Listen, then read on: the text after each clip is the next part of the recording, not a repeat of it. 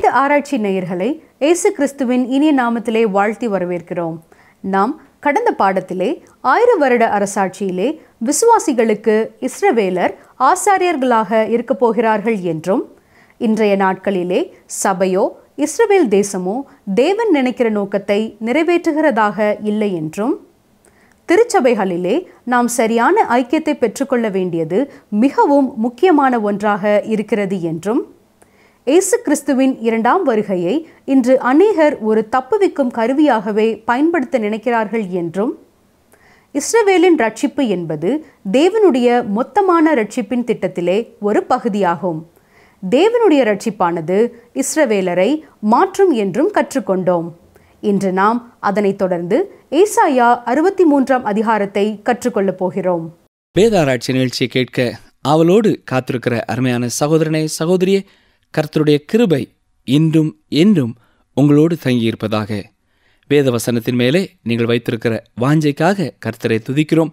உங்கள் அன்பின் கடிதங்களுக்காக மீண்டுமாக நாங்கள் கர்த்தரை துதிக்கிறோம். உங்களுக்கும் நன்றி கூறுகிறோம். இன்று நாம் ஏசாயா தீர்க்கதரிசியின் புத்தகம் 63ஆம் அதிகாரத்தை சிந்திக்கப் போகிறோம். நாம் இந்த அதிகாரத்தில் உள்ள முதல் 6 வசனங்களிலே பார்க்கிற காரியம் முந்தின பகுதியில் உள்ள வசனங்களுக்கு முற்றிலும் எதிரானது அல்லது வித்தியாசமானது. இந்த அதிகாரத்திலேயே இது முற்றிலும் வித்தியாசமான கருத்தை கூறுகிறது.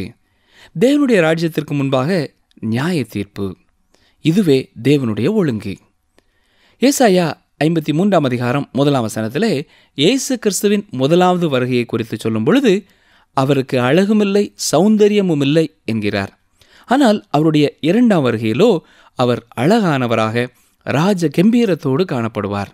நீதியை சரிக்கட்டும் நாள் அவருடைய 2ஆம் வருகையோடு இணைத்து கூறப்பட்டுள்ளது என்பதை நாம் முன்னரே சிந்தித்திருக்கிறோம். இயேசு கிறிஸ்துவும் இதை தெளிவுபடுத்தியுள்ளார். ஏசாயா 61ஆம் அதிகாரம் 2ஆம் வசனத்தையும் லூக்கா 4ஆம் அதிகாரம் 18 முதல் 20 வசனங்களையும் ஒப்பிட்டு பார்த்தீர்கள் என்றால் இதை தெளிவாக நாம் புரிந்து கொள்ள முடியும். இந்த அதிகாரத்தின் துவக்க பகுதி நம்மிலே அநேகருக்கு விருப்பமில்லாத ஒன்றாய் காணப்படலாம். ஏனென்றால் இங்கே இயேசு கிறிஸ்துவின் கோபம் ஆலை மிதிக்கிறவனோடே ஒப்பிடப்பட்டுள்ளது. இது அவருடைய நியாய தீர்ப்பை குறித்து கூறுகிறது. பின்னர் இதனை தொடர்ந்துள்ள பகுதியிலே இயேசு கிறிஸ்து தன்னுடையவர்கள் மீது காட்டும் இரக்கத்தை குறித்தும் பார்க்கிறோம். ஏசாயா 63:1, ஏதோமிலும் அதிலுள்ள போஸ்ரா பட்டணத்திலும் இருந்து சாயம் தீர்ந்த வஸ்திரங்களுடையவராகவும் மகத்துவமாய் உடுத்துகிறவராகவும் தமது மகத்தான வல்லமையிலே எழுந்தருளினவராகவும் வருகிற இவர் யார்? நீதியாய் பேசி ரட்சிக்க வல்லவராகிய நான் தானே. இங்கே உள்ள விளக்கம் நமக்கு வித்தியாசமானதாக தோன்றலாம். இங்கே ஏதோமிலிருந்து வருகிறவருடைய அழகை குறித்தும் மகத்துவமான வல்லமையை குறித்தும் அவர்கள் ஆச்சரியப்பட்டு இந்த கேள்வியை கேட்கிறார்கள். இவர் ஏதோமிலும் அதிலுள்ள போஸ்ரா பட்டணத்திலும் இருந்து வருகிறவராய் சொல்லப்படுகிறார். இது அத்தேசத்திலே கிழக்கில் உள்ளது.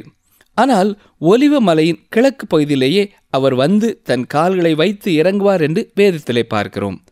ஏதோமும் போஸ்ராவும் அந்த தேசத்தில் உள்ள இடங்களே. ஆனால் இங்கே நாம் இதற்குரிய ஆவிக்குரிய அர்த்தத்தையே பார்க்க வேண்டும். ஏதோம் என்பது மாம்சத்தை அடையாளப்படுத்துகிறதாக இருக்கிறது. ஆதாமின் முழு சந்ததியையும் இது குறிக்கிறது. இங்கே மனிதர்களுக்கு நியாய தீர்ப்பு கொடுக்கவே அவர் அவ்விதமாய் வருகிறார் என்பதை நாம் கவனிக்க வேண்டும். தொடர்ந்து அடுத்த வசனத்தை பாருங்கள். உம்முடைய உடுப்பு சிவப்பாகவும் உம்முடைய வஸ்திரங்கள் ஆலையை மிதிக்கிறவன் வஸ்திரங்கள் போலவும் இருக்கிறதென்ன? இங்கே ஒரு ஓவியத்தை பார்க்கிறோம். ஆலையை மிதிக்கிறவன் உள்ளே இறங்கி அங்கே கனிந்த திராட்சைப்பழங்களை மிதிக்கிறான். அப்பொழுது அதிலுள்ள சாறு அங்கே இங்கே தெரித்து அந்த மனிதனுடைய ஆடையிலும் பட்டு கரையை உண்டு பண்ணுகிறது. இது இரத்தம் பட்டது போல காணப்படுகிறது. அவ்விதம் இங்கே நியாய தீர்ப்பு சொல்லப்படுகிறது. அவர் ஆலையை மிதிக்கிறவர் போல அவருடைய அழகான உடையிலே இரத்தம் காணப்படுவதை பார்த்து அவர்கள் இவ்விதமான கேள்வியை கேட்கிறார்கள். இப்பொழுது அதற்கு அவர் கூறும் பதிலைத்தான் 3ஆம் வசனத்திலே பார்க்கிறோம். நான் ஒருவனாய் ஆலையை மிதித்தேன், ஜனங்களில் ஒருவனும் என்னோடு இருந்ததில்லை. நான் என் கோபத்திலே அவர்களை மிதித்து என் உக்கிரத்திலே அவர்களை நசுக்கிப் போட்டேன். அதனால் அவர்கள் இரத்தம் என் வஸ்திரங்களின் மேல் தெரித்தது, என் உடுப்பையெல்லாம் கரைப்படுத்தி கொண்டேன். கவனித்தீர்களா? இது இவருடைய இரத்தம் அல்ல, அவர்களுடையது. நம்முடைய ஆதி திருச்சபையின் மூப்பர்கள் இந்த முதல் 6 வசனங்களையும் அவருடைய சிலுவை பாடுகளோடு இணைத்து பார்த்தனர். இந்த திராட்சை ஆலையையும் அதிலே திராட்சை பழங்களையும் மிதிப்பதையும் இயேசுவின் பாடுகளோடு தவறுதலாக ஒப்பிட்டனர். ஆனால் அது அப்படி அல்ல பிரியமானவர்களே.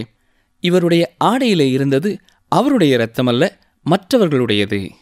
இது நீதியை சரிக்கட்டும் நாளை பற்றியது. இது முதலாம் வருகையோடு அல்ல, இரண்டாவது வருகையோடு சேர்த்து சொல்லப்படுகிறது. ஏசாயா 61 அதிகாரம் 2 வசனத்தை இயேசு வாசிக்கும் பொழுது லூக்கா 4 அதிகாரம் 18 முதல் 20 வசனங்களிலே இதை தெளிவுபடுத்துகிறார். இயேசு கிறிஸ்து தன்னுடைய முதலாம் வருகையிலே தன்னுடைய சொந்த இரத்தத்தை சிந்தினார். ஆனால் இந்த காரியம் இந்த காட்சியிலே சொல்லப்படவில்லை. முதலாம் வருகையிலே அவர் ஆலையிலே மிதிக்கப்பட்டார். இங்கே அவர் ஆலையிலே மிதிக்கிறவராக காணப்படுகிறார். இது பயங்கரமான நியாய தீர்ப்பை குறிக்கிறது. இதனை அடுத்துள்ள வசனத்திலே அவருடைய நியாய தீர்ப்பிற்கான காரணம் சொல்லப்படுகிறது.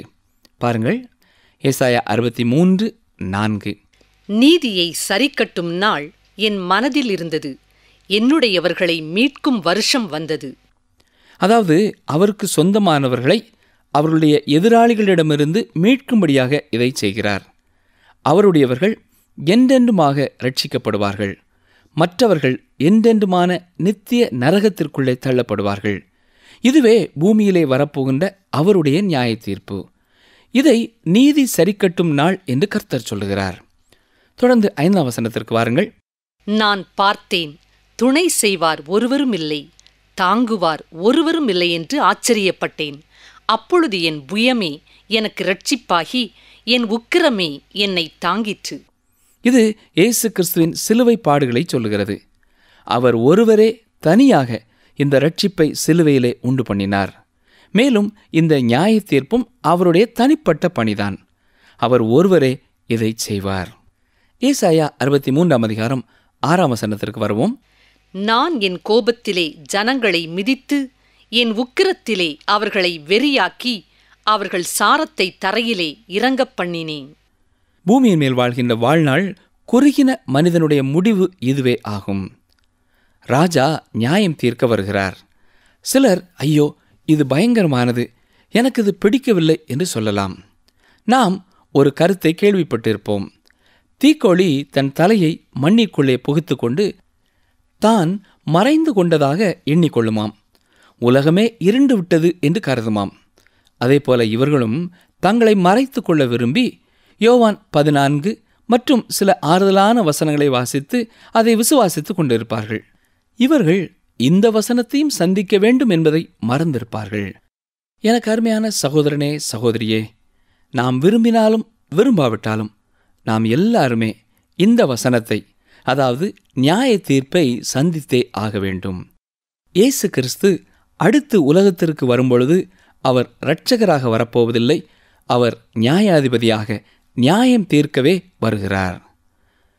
இயேசு வேறு ஏதாவது ஒரு வகையிலே பூமிக்கு வந்து ராஜ்யத்தை ஸ்தாபிக்க முடியும் என்று உங்களால் சிந்திக்க முடிகிறதா? ஒருவேளை இயேசு முதலாம் வருகையிலே ஒரு சாதாரணமான தச்சனின் மகனாக வந்தது போல மீண்டும் வருகிறார் என்று வைத்துக் கொள்வோம். கடற்கரைகளிலேயும் தெரு வீதிகளிலேயும் பிரசங்கித்துக் கொண்டு போகிறார். அப்பொழுது அவர் ஏழைகள் வீடு முதற்கொண்டு பெரிய பணக்காரர்கள் வீடு வரை அவ்வப்பொழுது சென்று தட்டினால் அவர்கள் ஏற்றுக்கொள்வார்கள் என்று நினைக்கிறீர்களா? எந்த தேசமும் எந்த சபையும் இயேசுவை இவ்விதமாக எதிர்பார்க்கவில்லை, இவ்விதமாக தேடவும் இல்லை. அவர் 2000 ஆண்டுகளுக்கு முன்பு வந்தபொழுது ஜனங்களால் தள்ளப்பட்டார். அன்றிலிருந்து இன்று வரை மக்களால் புறக்கணித்து தள்ளப்படுகிறார். ஆகவே அவர் இவ்விதமாக வந்து 1000 வருட அரசாட்சியை கொண்டு வர இயலாது என்பதை நாம் புரிந்து கொள்ளலாம். அவர் நியாய தீர்ப்பை கொண்டு வருகிற வழியை தவிர வேறு வழி இல்லை. அவர் ராஜாதி ராஜாவாக வருவதையே 2ஆம் வருகையிலே நாம் பார்க்க போகிறோம். அதுவே சரியான பாதை. சற்று கவனியுங்கள். இது பழைய ஏற்பாட்டில் உள்ள வசனம். நாம் பழைய ஏற்பாட்டிலே கோபத்தின் கர்த்தரை பார்க்கிறோம். ஆனால் புதிய ஏற்பாட்டிற்கு வரும்பொழுதோ அன்பான கிருபையான தேவனையே பார்க்கிறோம். எனவே அவர் அப்படியெல்லாம் செய்ய மாட்டான் என்று சிலர் கூறுவார்கள். அருமையானவர்களே, வெளிப்படுத்தின விசேஷம் இன்று அநேகரால் விரும்பப்படாத புத்தகமாக இருப்பதற்கு இதுதான் காரணம். ஏனென்றால் இது முழுவதும் நியாய தீர்ப்பை குறித்து சொல்கிறது. இதில் காணப்படும் வார்த்தைகள் மிகவும் கடுமையானவை. இந்த புத்தகம் இயேசு கிறிஸ்துவின் வருகையை குறித்து சொல்கிறது. அவர் பூமியில் உள்ள அநியாயத்தையும் கலகத்தையும் துரோகத்தையும் தேவ பக்தியற்ற தன்மையையும் கீழ்ப்படுத்த வருகிறார் என்று சொல்லுகிறது. வெளிப்படுத்தின விசேஷத்தில் உள்ள இந்த குறிப்பிட்ட பகுதியை சற்றே பாருங்கள். வாசிக்கிறேன். வெளிப்படுத்தின விசேஷம் 16ஆம் அதிகாரம் முதல் 5 வசனங்கள். அப்பொழுது தேவ ஆலயத்திலிருந்து உண்டான ஒரு பெரும் சத்தம் அந்த 7 தூதருடனே, நீங்கள் போய் தேவனுடைய கோப கலசங்களை பூமியின் மேல் ஊற்றுங்கள் என்று சொல்ல கேட்டேன். முதலாம் தூதன் போய் தன் கலசத்தில் உள்ளதை பூமியின் மேல் ஊற்றினான். உடனே மிருகத்தின் முத்திரையை தரித்தவர்களும் அதன் சொரூபத்தை வணங்குகிறவர்களுமாகிய மனுஷர்களுக்கு பொல்லாத கொடிய புண் உண்டாயிற்று. இரண்டாம் தூதன் தன் கலசத்தில் உள்ளதை சமுத்திரத்திலே ஊற்றினான். உடனே அது செத்தவனுடைய இரத்தம் போலாயிற்று. சமுத்திரத்திலுள்ள பிராணிகள் யாவும் மாண்டு போயின. மூன்றாம் தூதன் தன் கலசத்தில் உள்ளதை ஆறுகளிலும் நீரூற்றுகளிலும் ஊற்றினான். உடனே அவைகள் இரத்தமாயின. அப்பொழுது தண்ணீர்களின் தூதன், இருக்கிறவரும் இருந்தவரும் பரிசுத்தருமாகிய தேவரீர், இப்படி நியாயம் தீர்க்க நீதியுள்ளவராய் இருக்கிறீர். இந்த வசனங்களை கேட்டவுடன் குற்றம் கண்டுபிடிப்பதையே தொழிலாக கொண்டவர்கள் என்ன சொல்லுவார்கள் தெரியுமா? கர்த்தர் நல்லவர் அல்ல, இதை செய்கிறது நியாயம் அல்ல என்று சொல்வார்கள். அருமையானவர்களே, தேவன் இவ்விதமாக நியாயம் தீர்க்கும் பொழுது அவர் எதற்காக நியாயம் தீர்க்கிறார் என்பதை வெளிப்படுத்தி அவருடைய நீதியை காண்பிப்பார். அவர் உண்மையில் நீதி உள்ளவர். வெளிப்படுத்தின விசேஷம் 16ஆம் அதிகாரம் 6-7 வசனங்களை பாருங்கள். அவர்கள் பரிசுத்தவான்களுடைய இரத்தத்தையும் தீர்க்கதரிசிகளுடைய இரத்தத்தையும் சிந்தினபடியினால் இரத்தத்தையே அவர்களுக்கு குடிக்க கொடுத்தீர். அதற்கு பாத்திரராயிருக்கிறார்கள் என்று சொல்ல கேட்டேன். பலிபீடத்திலிருந்து வேறொருவன், ஆம், சர்வ வல்லமையுள்ள தேவனாய கர்த்தாவே, உம்முடைய நியாய தீர்ப்புகள் சத்தியமும் நியாயமுமானவைகள் என்று சொல்ல கேட்டேன். நாம் அவரை நீதி உள்ளவர் என்று நம்பினாலும் நம்பாவிட்டாலும் அவர் தம்முடைய கிரியைகளிலே நீதி உள்ளவராகவே இருக்கிறார். உங்களையும் என்னையும் இந்த அண்ட சராசரங்களோடு ஒப்பிட்டு பார்த்தாலே நம்முடைய தகுதி இன்னது என்று வெளிப்பட்டுவிடும். அவரோ இந்த அண்ட சராசரங்களையும் படைத்தவர். நம் எல்லாருடைய கருத்துக்கள் எல்லாவற்றையும் ஒன்று சேர்த்தாலும் அது பெரியதொரு மதிப்பை கொண்டு வந்து விடாது. கர்த்தர் என்ன சொல்லுகிறார் என்பதே முக்கியமானது, அதுவே இறுதியானது. கர்த்தர் நீதி உள்ளவர் என்று அவர் சொல்லும் பொழுது நாம் அதை ஏற்றுக்கொள்ளாத போது நாம் தான் தவறாக சொல்லுகிறோமே ஒழிய அவர் அல்ல. அவர் தமது கிரியைகளில் எல்லாம் உண்மையும் நீதியும் உள்ளவர். தொடர்ந்து வெளிப்படுத்தின விசேஷம் 16ஆம் அதிகாரம் 8-9 வசனங்களை பாருங்கள். 4ஆம் தூதன் தன் கலசத்தில் உள்ளதை சூரியன் மேல் ஊற்றினான். தீயினால் மனுஷரை தகிக்கும்படி அதற்கு அதிகாரம் கொடுக்கப்பட்டது. அப்பொழுது மனுஷர்கள் மிகுந்த உஷ்ணத்தினாலே தகிக்கப்பட்டு இந்த வாதைகளை செய்ய அதிகாரமுள்ள தேவனுடைய நாமத்தை தூஷித்தார்களே அல்லாமல் அவரை மகிமைப்படுத்த மனம் திரும்பவில்லை. இந்த விதமான தேவனுடைய கிரியைகளினால் அவர்கள் தேவனிடத்திலே திரும்பி வருவார்கள் என்று நீங்கள் ஒருவேளை நினைக்கலாம். எனக்கு அருமையான சகோதரனே, சகோதரியே, ஆனால் அவர்கள் அதற்கு மாறாக உண்மையில் அவர்கள் எப்படி இருக்கிறார்களோ அந்த தன்மைகளைத்தான் வெளிப்படுத்துகிறவர்களாக மாறுகிறார்கள்.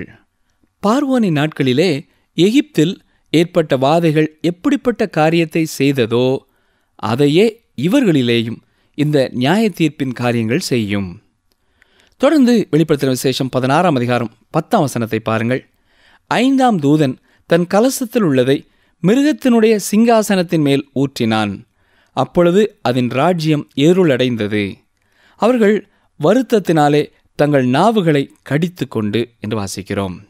இவ்வளவு விரிவாக வெளிப்படுத்தின விசேஷத்தின் விளக்கத்தை நாம் பார்க்க காரணம் என்னவென்றால், இதன் மூலம் புதிய ஏற்பாட்டிற்கும் பழைய ஏற்பாட்டிற்கும் உள்ள ஒற்றுமையை நாம் அறிந்து கொள்ள வேண்டும் என்பதற்காகவே. யாரும் இனி உங்களை வஞ்சிக்காதபடிக்கு நீங்கள் பார்த்து கொள்ளுங்கள். பழைய ஏற்பாட்டு தேவன் கோபமுள்ளவர் என்றும் புதிய ஏற்பாட்டு இயேசு அன்புள்ளவர் என்றும் யாரும் இனி உங்களிடம் சொன்னால் ஏற்றுக்கொள்ளாதிருங்கள். அன்புள்ள தேவனே இந்த புதிய ஏற்பாட்டு வசனங்களையும் பழைய ஏற்பாட்டு வசனங்களையும் தந்துள்ளார். ஏனென்றால் நியாயப்பிரமாணத்திலே அன்பு உண்டு, அதே போல அன்பிலேயும் பிரமாணம் உண்டு. நியாய தீர்ப்பு பயங்கரமானதே. அது இயேசுவின் 2ஆம் வருகையிலே நடக்கப் போகிறது. இதனை தொடர்ந்துள்ள வசனங்களிலே தன்னுடைய கோபத்தின் மத்தியிலேயும் தேவன் தன்னுடையவர்களுக்கு இரக்கம் பாராட்டுகிறதை பார்க்கிறோம். ஏசாயா தீர்க்கதரிசியின் புத்தகம் 63ஆம் அதிகாரம் 7ஆம் வசனத்திற்கு வாருங்கள். ஏசாயா 63:7. கர்த்தர் எங்களுக்கு செய்தருளின எல்லாவற்றிற்கும் தக்கதாகவும் அவர் தம்முடைய இரக்கங்களின் படியும் தம்முடைய திரளான தயவுகளின் படியும் இஸ்ரவேல் வம்சத்துக்கு செய்த மகா நன்மைக்கு தக்கதாகவும் கர்த்தருடைய கிரியைகளையும் கர்த்தருடைய துதிகளையும் பிரஸ்தாபம் பண்ணுவேன். இந்த வசனத்திலிருந்து கருத்தும் நோக்கமும் முற்றிலும் மாறுகிறதை நாம் பார்க்கலாம்.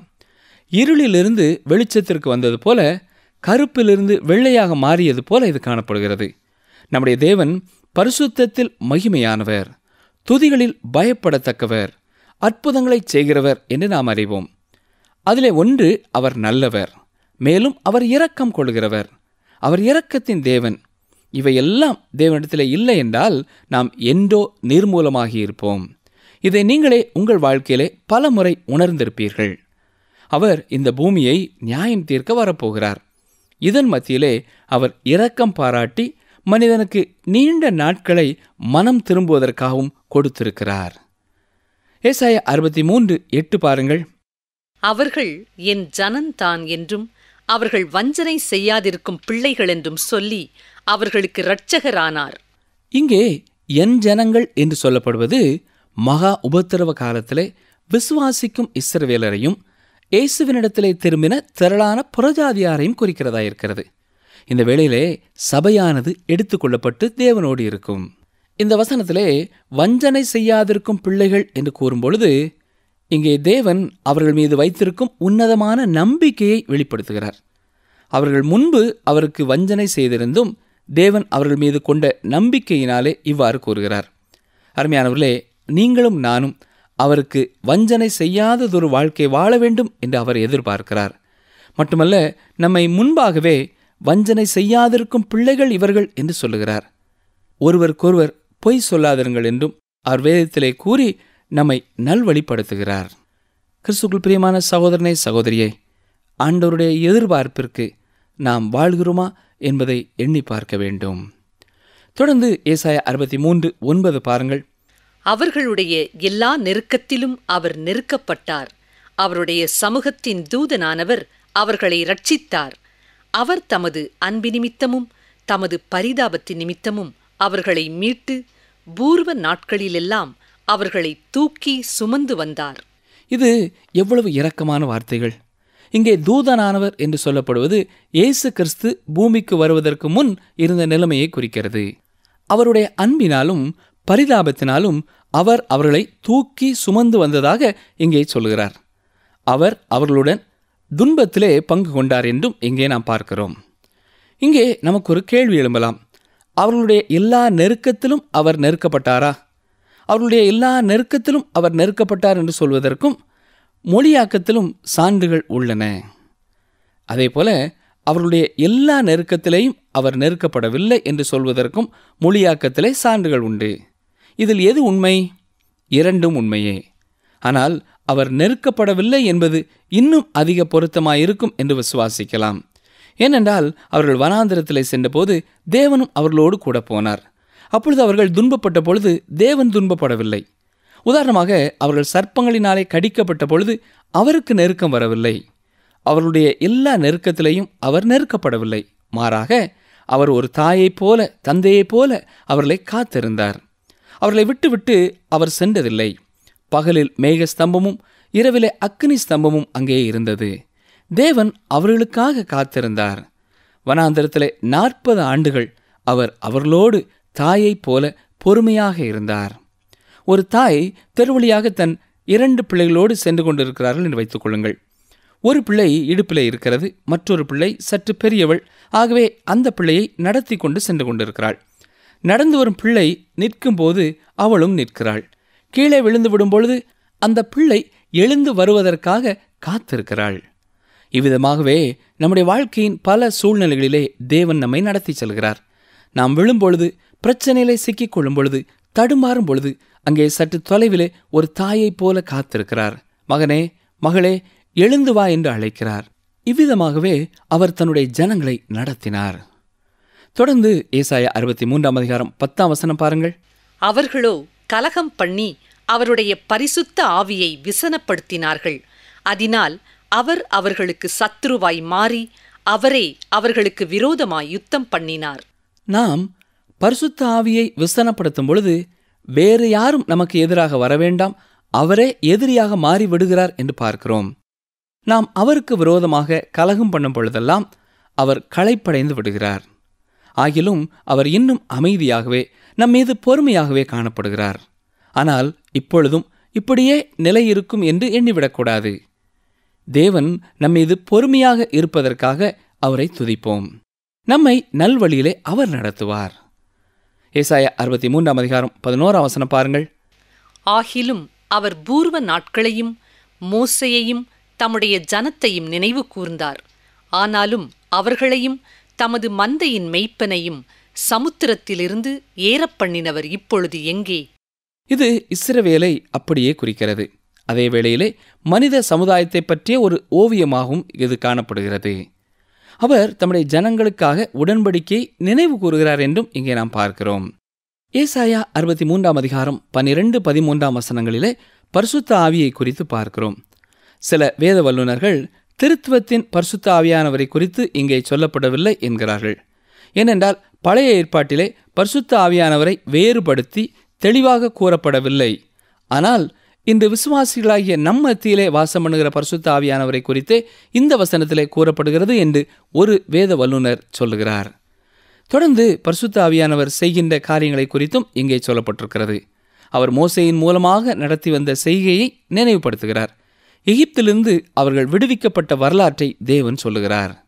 ஏசாயா 63ஆம் அதிகாரம் 15-16ஆம் வசனங்களிலே தேவரீர் எங்கள் பிதாவாய் இருக்கிறீர் என்று சொல்லப்படுவதை நாம் பார்க்கலாம். ஆனால் பழைய ஏற்பாட்டிலே அவர் பிதா என்று சாதாரணமாக சொல்லப்படுகிறதில்லை. அது பொதுவான வார்த்தையாக இருக்குமே ஒழிய தனிப்பட்ட இஸ்ரவேல் தேசத்து மனிதனுக்கு அவர் பிதா என்று அழைக்கப்படுவதில்லை. ஆனால் புதிய ஏற்பாட்டிலே அவர் ஒவ்வொரு தனி மனிதனுக்கும் பிதாவாயிருக்கிறார். இங்கே பொதுவான வார்த்தையாக பிதா என்பதில்லை. இந்த வசனத்திலே நாம் பார்ப்பது எப்படி ஆபிரகாம் இஸ்ரவேலின் தகப்பனோ அதே போல தேவனும் இஸ்ரவேலின் தகப்பனாக இருக்கிறார். அவர் தனிப்பட்ட மனிதனுக்கு பிதா அல்ல. இது பழைய ஏற்பாட்டின் நிலை. தொடர்ந்து ஏசாயா 63ஆம் அதிகாரம் 17ஆம் வசனத்தை பார்ப்பீர்கள் என்றால் இது ஒரு கெஞ்சுதலான ஜெபம். தங்களுக்காக தேவன் தலையிட வேண்டும் என்று இங்கே விண்ணப்பம் பண்ணுவதை நாம் பார்க்கிறோம். ஏசாயா 63:19 பாருங்கள். நாங்களே உம்முடையவர்கள், அவர்களை ஒரு பொழுதும் நீர் ஆண்டதில்லை, அவர்களுக்கு உமது நாமம் தரிக்கப்பட்டதும் இல்லை. இஸ்ரவேல் தேவனிடம் முற்றிலும் சரணடைகிறதை பார்க்கிறோம். நாங்களே உம்முடையவர்கள். தேவனை பின்பற்றும் ஒவ்வொரு மனிதனின் செய்கையும் இவ்விதமாகவே இருக்க வேண்டும். முற்றிலும் தேவனுக்கு கீழ்ப்படிதல், சரணடைதல். அநேகர் தங்களை முற்றிலுமாக தேவனுக்கு ஒப்புக் கொடுக்க பயப்படுகிறார்கள். அவர்கள் தேவன் தங்களை கடினமாக, தவறாக, துன்பத்தின் வழியாக நடத்தி விடுவாரோ என்று அஞ்சுகிறார்கள். ஆனால் எனக்கு பிரியமான சகோதரனே, சகோதரியே, நீங்கள் அவருக்கு ஒரு வாய்ப்பு அளித்து பார்ப்பீர்கள் என்றால் அவர் உங்களை மென்மையான முறையிலே நடத்துகிறதை நீங்கள் உணர முடியும். அதே வேளையிலே அவருடைய வழிகளை விட்டு விலகி போகிறவர்களுக்கு அவர் நியாய தீர்ப்பு கொடுக்கிறவராயும் இருக்கிறார் என்பதையும் நாம் அறிய வேண்டும். தேவன் உங்களை பயமுறுத்த விரும்பவில்லை, உண்மையைத்தான் சொல்கிறார். எனக்கு அருமையான சகோதரனே, சகோதரியே, நீங்களும் சரணடைந்து அவருடைய பிள்ளைகளாய் வாழ விரும்புகிறீர்களா? அல்லது கீழ்ப்படியாமல் அவர் கொடுக்கும் தண்டனையை பெற்றுக்கொள்ளப் போகிறீர்களா? நேயர்களே, இன்று நாம் கற்றுக்கொண்ட ஆவிக்குரிய சத்தியங்களை சற்றே திரும்பி பார்ப்போமா? ஏதோம் என்பது மாம்சத்தை அடையாளப்படுத்துகிறதாகவும் ஆதாமின் முழு சந்ததியையும் குறிக்கிறது. இயேசு கிறிஸ்து ஒருவராகவே ரட்சிப்பை சிலுவையிலே நமக்காக உண்டு பண்ணினார். நியாய தீர்ப்பும் அவருடைய தனிப்பட்ட பணிதான். நாம் விரும்பினாலும் விரும்பாவிட்டாலும் நியாய தீர்ப்பை சந்தித்தே ஆக வேண்டும். இயேசு இரண்டாம் முறை வரும்போது அவர் இரட்சகராக அல்லாமல் நியாயாதிபதியாக வரப்போகிறார். நியாய பிரமாணத்திலே அன்பு உண்டு, அதே போல அன்பிலேயும் பிரமாணம் உண்டு. நியாய தீர்ப்பு பயங்கரமானது. அது இயேசுவின் இரண்டாம் வருகையிலே நடக்கப் போகிறது. சரி நேயர்களே, தொடர்ந்து எங்களுடன் இணைந்திருந்ததற்காக நன்றி கூறுகிறோம். மீண்டும் அடுத்த நிகழ்ச்சியிலே சந்திப்போம். கர்த்தர் உங்களை ஆசீர்வதிப்பாராக. ஆமென். என் நாமத்துக்கு பயந்திருக்கிற உங்கள் மேல் நீதியின் சூரியன் உதிக்கும். அதன் செட்டைகளின் கீழ் ஆரோக்கியம் இருக்கும். நீங்கள் வெளியே புறப்பட்டுப் போய் கொழுத்த கன்றுகளைப் போல வளருவீர்கள். மல்கியா 4:2.